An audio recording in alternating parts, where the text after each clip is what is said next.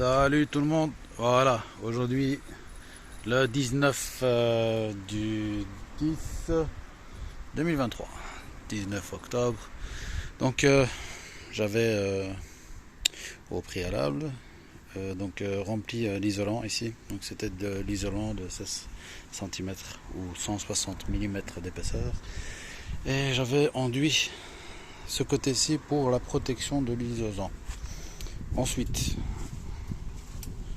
j'avais laissé en suspens, si j'avais encore d'autres tréteaux ici, et j'ai terminé ce côté-ci aussi. Donc, toute la face nord, j'ai terminé avec quelques petites bricoles et puis des coupes surtout ici.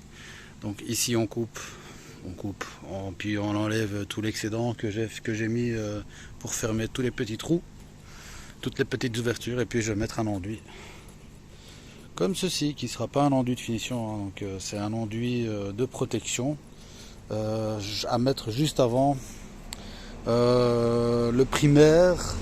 Et ensuite, après le primaire, qu'est-ce qu'on met? On mettra du crépi à repeindre, hein.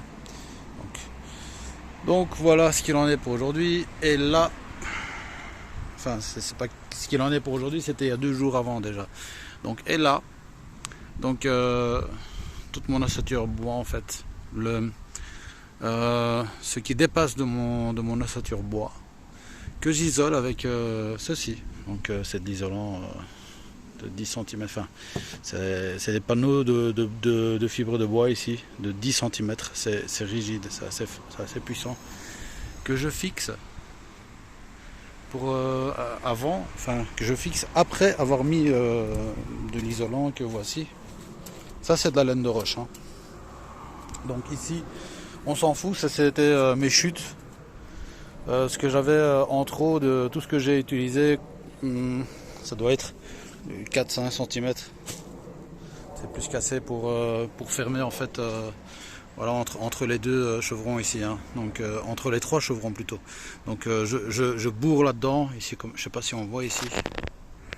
Donc je bourre là-dedans. Ensuite je mets encore cet isolant, ce panneau isolant ici que voici, de 10 cm par dessus. Donc petit exemple, voilà. Et ensuite je fais ça sur toute la longueur, hein, bien sûr. Donc j'isole en dessous, puis je bourre l'isolant en dessous.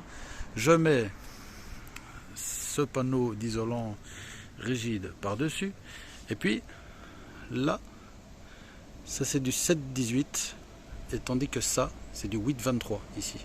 C'est de l'Oregon 8-23. Bien évidemment ça descend. Donc comme ça descend et que je mets ce panneau ici, il me reste 3 cm ou 30 mm au choix.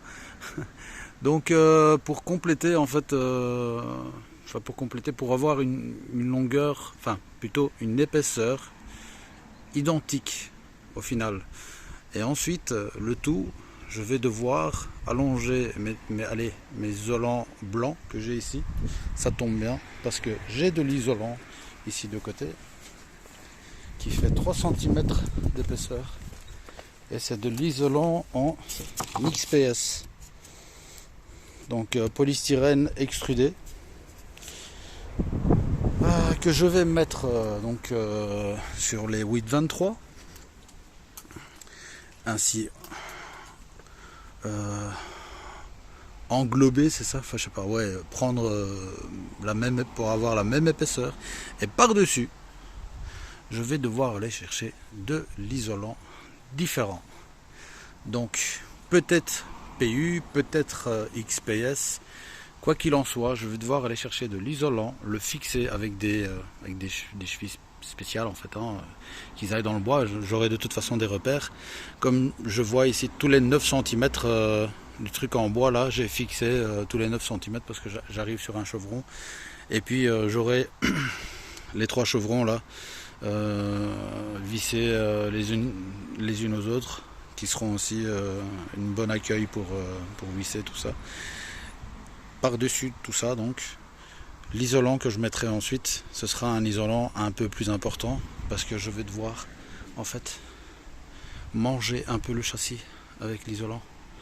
ou ne serait-ce que terminer au niveau du châssis avec l'isolant et par-dessus mettre un espèce de, de lambris d'extérieur. Donc mettre un lambris d'extérieur pour avoir une meilleure finition en dessous, hein, parce que ça c'est dégueulasse. Et éventuellement, ce que je peux faire, c'est ou mettre des lambris comme ceci, donc sur la largeur, ou bien tous les petits bois là qui dépassent, le litonnage, ouais, là ici, tout ce qu'on voit qui dépasse, je balance la même section de bois jusque là et qui sera fixé dans les bois ici comme ça, plus celui-ci, et qui va terminer normalement au niveau du châssis plus ou moins, et à la terminaison du châssis, et ensuite descendre, donc manger dans le châssis, donc être un peu plus bas que la fin du châssis pour éviter qu'il y ait de l'air qui rentre, hein, tout simplement. Donc pour étanchéifier le tout. Et avant ça, je mettrai aussi, je fermerai tous les orifices en fait, tous les trous doivent être fermés. Donc voilà. Voilà ce qu'il en est.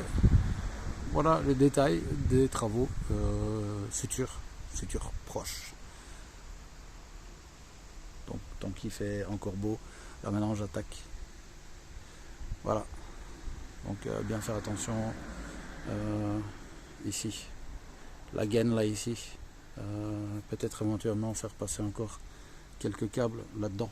On va essayer de forcer avec le câble de terre, on va essayer de forcer pour faire passer quelques câbles, et ce sera normalement les câbles qui feront la caméra que je vais mettre ici, les doubles caméras que je vais mettre ici, une qui va regarder là, une qui va regarder de l'autre côté comme ça.